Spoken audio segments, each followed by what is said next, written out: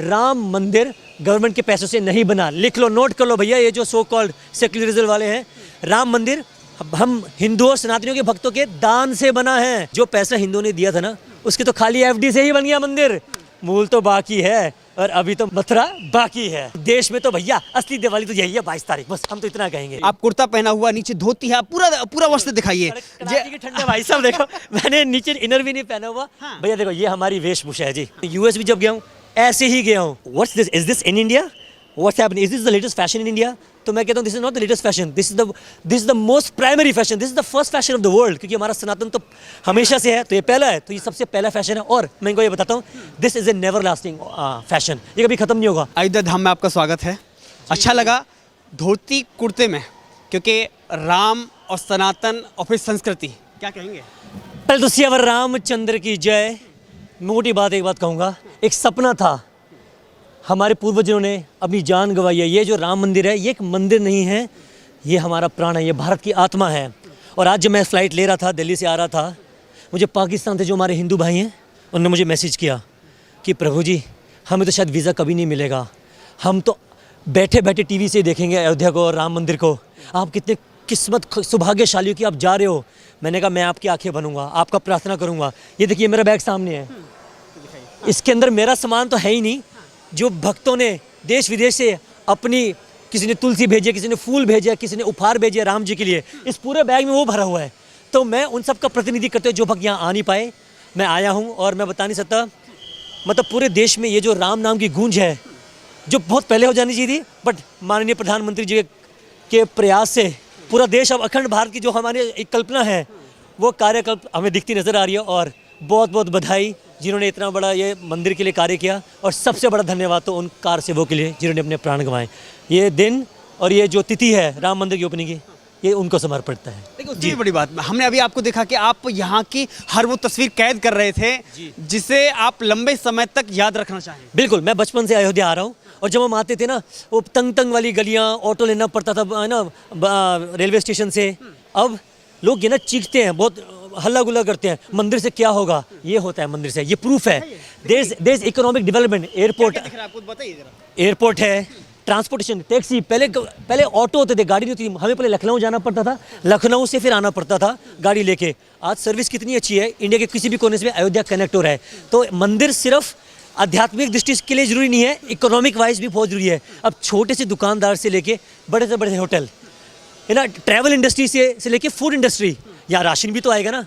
तो एक मंदिर सिर्फ समाज का, सिर्फ एक तबका का नहीं डेवलपमेंट होता, पूरे समाज का डेवलपमेंट होता है। अपना पूरा नाम और परिचय जहां आप रहते हैं। जी, मेरा नाम अतुल कृष्ण दास है।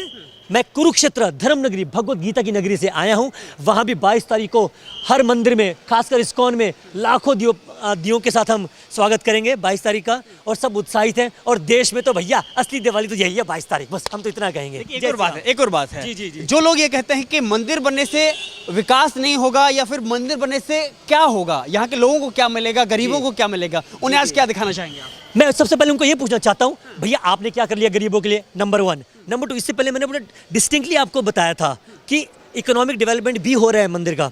और तीसरी बात, राम मंदिर गवर्नमेंट के पैसों से नहीं बना। लिख लो, नोट कर लो भैया, ये जो सो कॉल्ड सेक्युलरिज्म वाले हैं, राम मंदिर हम हिंदू और सनातनियों के भक्तों के दान से बना है।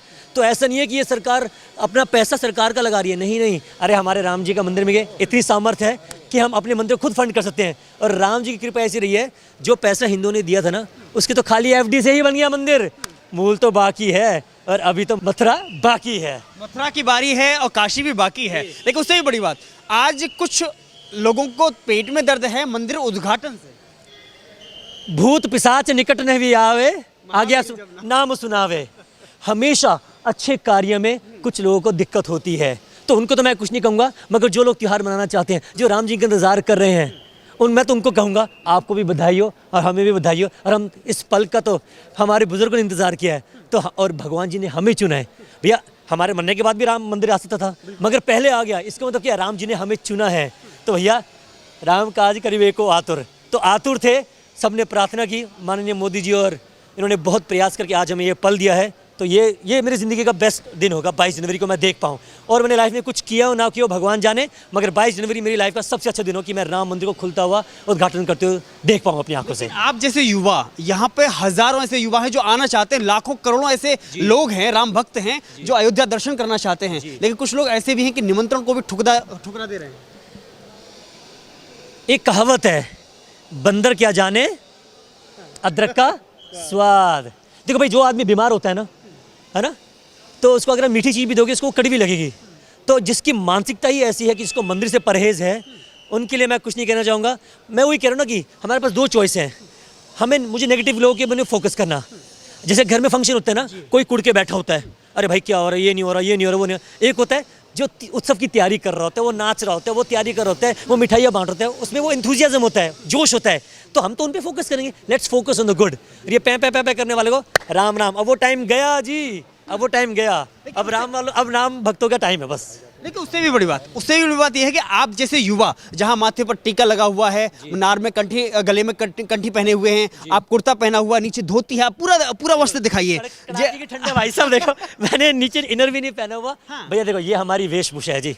देखो, हमें हाय हेलो बोलने में शर्म नहीं आती, मगर हमें धोती कुर्ता तिलक में शर्म आती है। मगर ये बदल रहा है, क्यों? अब संस्कृति को लोग हमारे पहचान रहे हैं।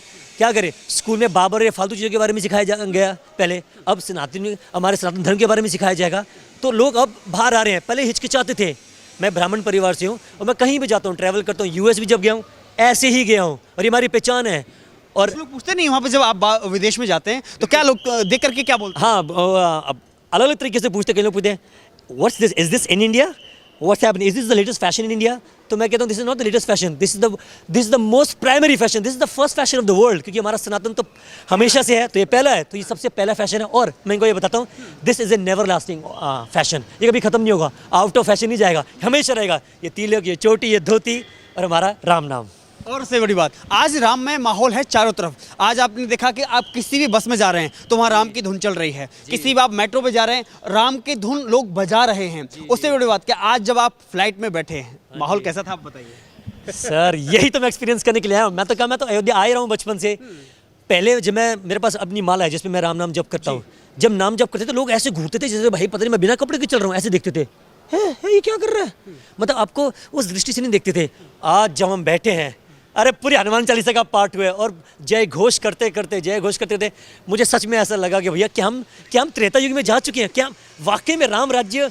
भैया बस मैं क्या करूँ, मेरे पास शब्द नहीं है, मैं इतना एक्साइटेड हूँ जाने के लिए, और बस रैम पेड़ी पे जाने के लिए, सरयू नदी जाने के लिए। तो शायद मैं स्टैमर भी कर रहा हूँ। बस अहो भाग्य हमारे राम जी ने ये दिन दिए, और प्रत्येक सनातनियों को दिल से बहुत बहुत बधाई है। मैं पुनः ये कहूँगा, जिनको नहीं जाना या जो इंटरेस्टेड नहीं है उनको छोड़ दो भैया, उनको जाने दो जहाँ जाना है, मगर जो करोड़ों भक्त खुशी है हम उनके साथ मिलके और खुशियाँ मनाएंगे। बड़ी बात, जब फ्लाइट में पहले आप जाते थे तो बोले वेलकम टू इंडिगो, या फिर अपने फ्लाइट का नाम लेते थे, और गुड मॉर्निंग, गुड आफ्टरनून या वेलकम के साथ में लोग बोलते थे, और जो इंग्लिश बोलता था लगता था कि हाँ ये फ्लाइट में बैठने वाला है या फिर इस टाइप का लोग। लेकिन आज एकदम माहौल बदल रहा है, ये वेलकम करने वाले भी नमस्ते जय श्री राम बोल रहे हैं। बिल्कुल, ये हमने कोरोना काल में भी देखा था।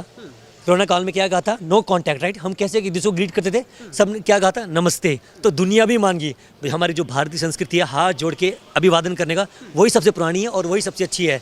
तो आज अच्छा लग रहा है, लोग राम राम, राधे श्याम, जय श्री राम, जय महाकाल, ऐसे संबोधन से एक दूसरे को बुला रहे हैं और पुकार रहे हैं। देश बदल रहा है और अध्यात्म की ओर जा रहा है। अब उनको पहले जिनको कोई शर्म आती थी धोती कुर्ता तिलक में और राम नाम बोलने की, अब वही चीज़ से गर्व हो रहा है। अगर आप ये बात नोटिस करोगे, जो भी लोग रील्स और वीडियोस बनाते हैं ना, जब वो धोती कुर्ता धार्मिक बनाते हैं ना, उनमें व्यूज़ ज़्यादा आते हैं, रैदर की वो दूसरी वाली बनाए। इसका मतलब क्या है, सब इंटरेस्टेड हैं कि हम अपने अध्यात्म को पुनः जो सोच चुके थे या जिसको हम वैल्यू नहीं करते थे, अब उनको समझ आ रहा है भाई हमारे पास क्या नहीं है। अरे भारत जैसा कुछ नहीं, सनातन धर्म जैसा कुछ नहीं, और राम नाम जैसा कुछ भी नहीं है। बहुत बहुत शुक्रिया हमसे बातचीत करने के लिए, धन्यवाद।